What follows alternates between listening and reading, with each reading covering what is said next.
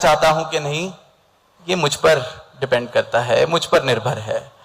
इन भावों से मेरा जीवन भर जाएगा, भक्ति वाले भावों से, समर्पण वाले भावों से, तो एक आनंद भरा जीवन सहज में ही मेरे पास आ जाएगा। वरना तो दुनिया में जहां नौकरी करते हैं वहां भी मांगे मांग रहे हैं, पूरी नहीं होती तो नौकरी बदलते हैं। जायज है, जिम्मेवारियां निभानी है, ये सब करना पड़ता है।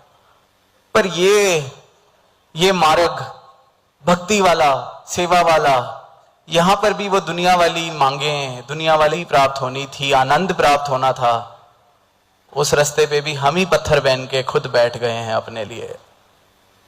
एक कहानी पढ़ी काफी हजारों साल पहले, कहते हैं कि किसी गुरु के पास जो उनके शिष्य थे वो वहीं रहते थे, तो एक छोटा बच्चा भी शिष्य